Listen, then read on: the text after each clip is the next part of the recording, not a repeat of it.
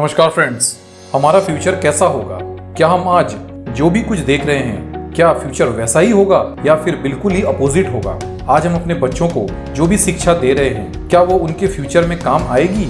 ये कुछ ऐसे सवाल हैं जो हमें हमेशा कुरेदते रहते हैं। आज हम जिस बुक का समरी करने वाले हैं उसका नाम है 21 lessons from the 21st century. ये बुक युवल नोआ हरारी ने लिखी है। अगर आप जानना चाहते हैं कि 2050 तक हमारी दुनिया कैसी होगी तो वीडियो को एंड तक जरूर देखें। अगर आप हमारे चैनल पर पहली बार आए हैं तो चैनल को सब्सक्राइब जरूर करें और बेल आइकन को प्रेस कर दें। हम अपने चैनल पर सेल्फ हेल्प टॉपिक के बुक समरीज और बायोग्राफी देते हैं। So let's start. इंसानों की एक क्वालिटी होती है, या तो वो पिक्चर के फॉर्म में या फिर स्टोरीज के फॉर्म में याद रखते हैं, ना कि नंबर और इक्वेशन के फॉर्म में।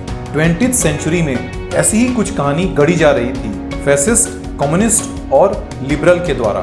आइए इन तीनों को समझते हैं। फैसिस्ट वो थे जो दुनिया में राज करना चाहते थे, जिनको हम डिक्टेटर भी कह सकते हैं। कम्युनिस्ट वो थे जो बताते थे कि हिस्ट्री में उन पे बहुत ज़्यादा जुल्म हुई है और वो एक ऐसी सोसाइटी बनाना चाहते हैं जिसमें सबका भला हो, लेकिन उसमें बोलने की आज़ादी नहीं। और लिबरल्स वो थे जो इंसानों की डेवलपमेंट के साथ साथ उनको उनकी बोलने की आज़ादी की छूट भी देते थे। सेकेंड वर्ल्ड वॉर के दौरान ज़्यादातर फैसिस्ट लीडर मर गए, पर 1940 से 1980 तक कम्युनिस्ट और लिबरल के बीच में कोल्ड वार चलती रही और फाइनल जीत लिबरल्स की हुई। लिबरल्स की सोच को पूरी दुनिया ने अपनाया भी, क्योंकि वो privatisation, globalisation, gender equality, leader को चुनने की आज़ादी और इंसान की लिबर्टी पे ज़्यादा इंपॉर्टेंस देते थे। लिबरल्स की शुरुआत तब हो गई थी जब वर्ल्ड इंडस्ट्रियल फेज में जा रहा था।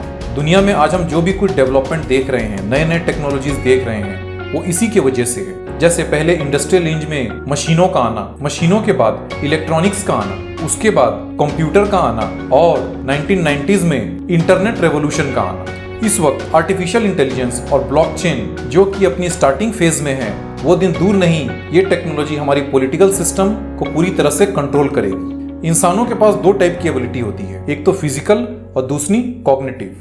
जब हमने मशीनों का इन्वेंशन किया था वो इसलिए क्योंकि ह्यूमंस में फिजिकल स्ट्रेंथ बहुत ज्यादा नहीं होती। वो एक काम को 10 दिन में कर पाते थे और मशीनों की वजह से वो 10 काम को एक दिन में कर पाए। इसी डेवलपमेंट के वजह से पूरी दुनिया में बहुत सारे नए नए जॉब अपॉर्चुनिटीज भी क्रिएट हुए और इसकी वजह से इंसानों का विकास भी हुआ। आर्टिफिशियल इंटेलिजेंस की इन्वेंशन हमारे कॉग्निटिव एबिलिटी जैसे लर्निंग, हमारी सीखने की, एनालाइज करने की, कम्युनिकेट करने की और इमोशंस को मजबूत बनाने के लिए बनाई गई थी। इसकी वजह से कॉम्प्लेक्स से कॉम्प्लेक्स एल्गोरिथम बनाने की रेस भी शुरू हो गई। ये एल्गोरिथम हमारी डेली पैटर्न को रिकॉग्नाइज करके हमारे लिए ऑप्शंस हमारे मोबाइल स्क्रीन पर दिखा देते थे। राइटर ने इसके लिए एक फॉर्मूला दिया है, B/C/D = AHH। इसका मतलब है अगर हम अपने बायोलॉजिकल नॉलेज को कंप्यूटर पावर से मल्टीप्लाई कर दें और उसके बाद उसको डेटा से मल्टीप्लाई कर दें तो हम पाएंगे ability to hack humans. Biotechnology और इंफोटेक में जिस स्पीड से काम चल रहा है वो दिन दूर नहीं जब एक एल्गोरिथम आपसे ज्यादा आपको जानता होगा। वो आपके लिए आपके फ्यूचर ऑप्शंस जैसे एजुकेशन, कैरियर, मैरिज या फिर हॉलिडे आपको बेहतर तरीके से सजेस्ट कर पाएगा। और इसका मेन रीजन है डेटा। पहले जमाने में जिसके पास सबसे ज्यादा जमीन होती थी वो बहुत अमीर आदमी होता था। उसके बाद वो युग आया जिसमें जिसके पास तेल है वो सबसे अमीर आदमी, अमीर कंट्री है। पर 21st सेंचुरी वो युग है जिसमें जिसके पास डेटा है वो सबसे अमीर आदमी। हम जो भी ऐप या सॉफ्टवेयर यूज करते हैं वो इतने अमीर क्यों हैं? वो हमारे डेटा के वजह से हैं। जिस कंपनी के पास हमारे बारे में सबसे ज्यादा डेटा होगा, ह्यूमन बिहेवियर, लाइक्स और डिसलाइक्स सब अच्छे तरीके से जान पाएंगे। इसके वजह से हमें जो चीज जिस वक्त और जिस समय चाहिए वो उस वक्त हमें प्रोवाइड कर देंगे। और फाइनली हम ह्यूमंस भी उसी कंपनी को फॉलो करेंगे जो हमारे पसंद का ख्याल रखेगी। इसी डेटा की वजह से वो कंपनी अमीर से अमीर बनती चली जाएगी। आर्टिफिशियल इंटेलिजेंस की वजह से फ्यूचर में पॉलिटिकल सिस्टम और वार भी काफी हद तक चेंज हो जाएंगे। देखिए, टेक्नोलॉजिकल डेवलपमेंट को तो हम रोक नहीं सकते, तो फ्यूचर में हम कैसे सरवाइव करेंगे? इसका जवाब है हमें रेजिलिएंट होना पड़ेगा। देखिए, फ्यूचर में जो भी होगा ना तो हम ना आप उसको प्रेडिक्ट कर सकते हैं, क्योंकि वो हमारे कंट्रोल में है ही नहीं। पर हम जिस चीज को कंट्रोल कर सकते हैं वो खुद को। इसके लिए हमें अपने आप को न्यू सिचुएशंस में मोल्ड करने की एबिलिटीज डेवलप करनी होगी। राइटर इसको 4C में एक्सप्लेन करते हैं: critical thinking, communication, collaboration and creativity.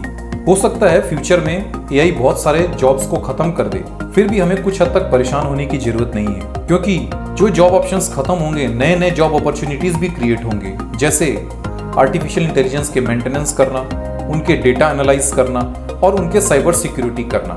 लेकिन वो तभी पॉसिबल हो पाएगा जब हम और आप अपनी लर्निंग एबिलिटीज को हमेशा निखारते रहेंगे। आइए रिकैप कर लेते हैं। दुनिया की शुरुआत फैसिस्ट, कम्युनिस्ट और लिबरल से हुई थी और फाइनली बाजी लिबरल्स ने मारी। देखिए, टेक्नोलॉजिकल डेवलपमेंट को तो हम रोक नहीं सकते, इसीलिए फ्यूचर के सिचुएशन को अडेप्ट करने के लिए हमें अपने स्किल्स पर ज्यादा फोकस करना पड़ेगा। जैसे कि पहले जिनके पास जमीन होती थी वो सबसे ज्यादा अमीर होते थे, उसके बाद जिनके पास ऑयल होता था वो सबसे ज्यादा अमीर होते थे, लेकिन फ्यूचर में जिसके पास सबसे ज्यादा डेटा होगा वही सबसे बड़ा अमीर इंसान होगा। और फ्यूचर के एजुकेशन सिस्टम हमें कैसे सोचना है वो सिखाएंगे, ना कि क्या सोचना है। आपको हमारी कोशिश कैसी लगी कमेंट करें। वीडियो पसंद आया तो लाइक और शेयर जरूर करें। हमारा नेक्स्ट वीडियो 1 मई को आएगा। Till then, thanks for patience.